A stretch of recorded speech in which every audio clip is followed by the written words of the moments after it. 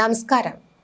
മുൻ മുഖ്യമന്ത്രിയും പ്രതിപക്ഷ നേതാവുമായ പിണറായി വിജയന്റെ വീട്ടിൽ റെയ്ഡ് നടത്തിയ ഇഡി ഉദ്യോഗസ്ഥരെ ആക്രമിച്ചതുമായി ബന്ധപ്പെട്ട കേസിന്റെ പേരിൽ നിരപരാധികളുടെ വീടുകളിൽ രാത്രി പോലീസ് ഭീകരാന്തരീക്ഷം സൃഷ്ടിച്ചുവെന്ന ഡിവൈഎഫ്ഐ. പോലീസ് അതിര് കടക്കുകയാണെന്നും നിരപരാധികളെ കള്ളക്കേസിൽ കുടുക്കാൻ ശ്രമിക്കുന്നത് അവസാനിപ്പിക്കണമെന്നുമാണ് തിരുവനന്തപുരം ജില്ലാ കമ്മിറ്റി വാർത്താക്കുറിപ്പിലൂടെ ആവശ്യപ്പെട്ടത്. കഴിഞ്ഞ 3 ദിവസമായി നിരപരാധികളുടെ വീടുകളിൽ രാത്രിയുടെ മറവിൽ പോലീസ് ഭീകരാന്തരീക്ഷം സൃഷ്ടിക്കുകയാണെന്നും ഇനിയും നിയമവിരുദ്ധമായി ഈ നിലയിൽ അക്രമം സൃഷ്ടിക്കാൻ പോലീസ് തുനിഞ്ഞാൽ അതിശക്തമായ പ്രതിഷേധമുയർത്തുമെന്നും ഡിവൈഎഫ്ഐ അഭിപ്രായപ്പെട്ടു. ഇഡിയുടെ ജനാധിപത്യ വിരുദ്ധ നീക്കത്തിനെതിരെ പ്രതിഷേധിച്ച യുവജനങ്ങൾ ഉൾപ്പെടെയുള്ളവരെ കള്ളക്കേസിൽ ചുമത്തി വേട്ടയാടാനുള്ള നീക്കത്തെ ഡിവൈഎഫ്ഐ തിരുവനന്തപുരം ജില്ലാ കമ്മിറ്റി ശക്തമായി അപലപിക്കുന്നു. നിയമവിരുദ്ധമായ നടപടികളാണ് പോലീസിന്റെ ഭാഗത്തുനിന്നുണ്ടാകുന്നത്. ഡിവൈഎഫ്ഐ പ്രവർത്തകരുടെയും നേതാക്കളുടെയും വീടുകളിൽ കയറി ഭീകരാന്തരീക്ഷം സൃഷ്ടിക്കുകയാണ്. പോലീസ് അതിര് കടക്കുകയാണ്. ഇത് അംഗീകരിക്കാനാവില്ല. ഇത്തരം നീക്കങ്ങൾ ഉടൻ അവസാനിപ്പിക്കണം. ഡിവൈഎഫ്ഐയുടെ ജില്ലാ നേതാക്കൾ, മുൻ ഡിവൈഎഫ്ഐ നേതാക്കൾ ഉൾപ്പെടെ 25 പേരെയാണ് പോലീസ് അറസ്റ്റ് ചെയ്ത് ജയിലിലടച്ചത്. കഴിഞ്ഞ 3 ദിവസമായി നിരപരാധികളുടെ വീടുകളിൽ രാത്രിയുടെ മറവിൽ പോലീസ് ഭീകരാന്തരീക്ഷം സൃഷ്ടിക്കുന്നു. ഡിവൈഎഫ്ഐ നേതാക്കളുടെ വീടുകൾ തിരഞ്ഞുപിടിച്ച് കയറിയിറങ്ങുന്നു. വീടുകളിലുള്ള ക്യാൻസർ രോഗികൾ, മറ്റു രോഗബാധിതർ, വൃദ്ധർ, കുട്ടികൾ, സ്ത്രീകൾ എന്നിവരെ അടക്കം ഭീഷണിപ്പെടുത്തുന്നു.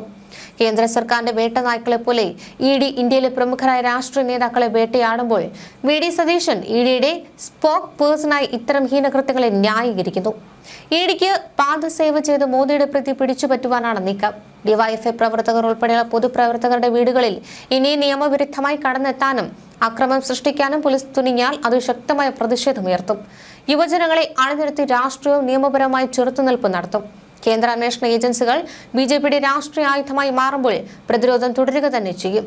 കള്ളക്കേസും ജയിലറയും കൊണ്ടൊന്നും ജനാധിപത്യ സമരങ്ങളെ ഇല്ലാതാക്കാൻ കഴിയില്ല എന്നുമാണ് ഡിവൈഎഫ്ഐയുടെ പ്രസ്താവന. ഇതിനിടെ റെയ്ഡ് നടത്തിയ ഇഡി ഉദ്യോഗസ്ഥരെ ആക്രമിച്ച കേസിൽ പ്രതികൾക്ക് കോടതിയിൽ നേരിട്ടത് തിരിച്ചടി.